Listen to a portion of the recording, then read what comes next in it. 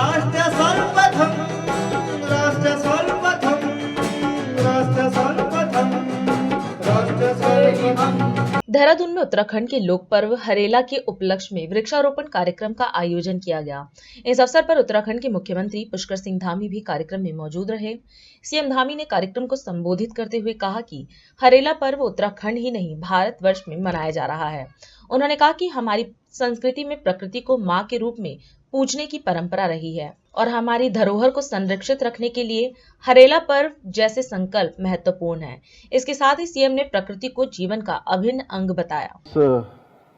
हरेला एवं वृक्षारोपण के इस शानदार कार्यक्रम में सभी उपस्थित माताएं, बहनें और मेरे सभी युवा नौजवान साथियों, विद्यालय से आए हुए इस विद्यालय के हमारे सभी अध्यापकगण, प्राध्यापकगण और बड़ी संख्या में उपस्थित हमारे सभी प्रिय छात्र एवं छात्राएं, पत्रकार मित्रों एवं छायाकार बंधुओं, मैं आप सभी का आज इस हरेला एवं वृक्षारोपण के कार्यक्रम में आप सबका अपनी ओर से सभी का मैं स्वागत करता हूं, सबका मैं अभिनंदन करता हूं। और अभी हाल ही में संपन्न हुए लोकसभा चुनाव में आप सब लोगों ने इस क्षेत्र से भारी मतों से हमारे लोकसभा के प्रत्याशी आप सबके प्रिय आदरणीय त्रिवेंद्र जी को भारी मतों से विजय बनाकर यहां से भेजा, उसके लिए भी आपका हृदय से मैं आभार व्यक्त करता हूं।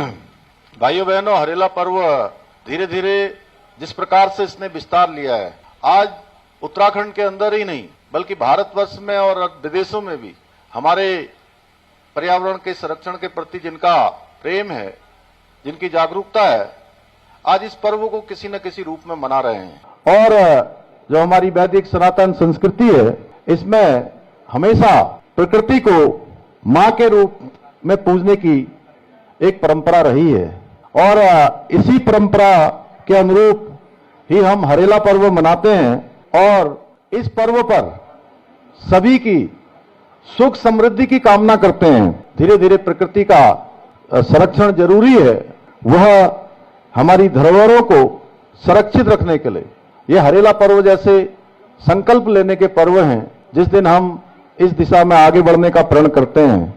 भाइयों बहनों, हम सभी जानते हैं कि ये जो वृक्ष है, प्रकृति है, ये हमारे जीवन का अभिन्न अंग है। किस प्रकार से ऑक्सीजन कम हो रही है, किस प्रकार से हम सब महसूस कर रहे हैं।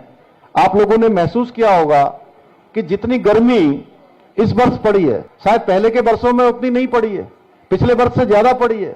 अगर यही क्रम बढ़ता रहा तो एक दिन जीवन दूभर हो जाएगा।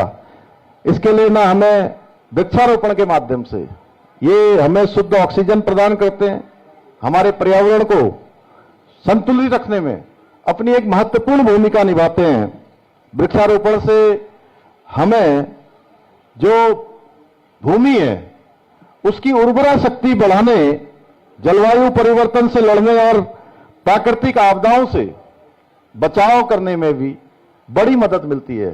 पिछले अगर हम एक दशक की बात करें तो पर्यावरण को काफी नुकसान हुआ है, इसलिए पर्यावरण संरक्षण आज के समय में हम सबके लिए जरूरी है।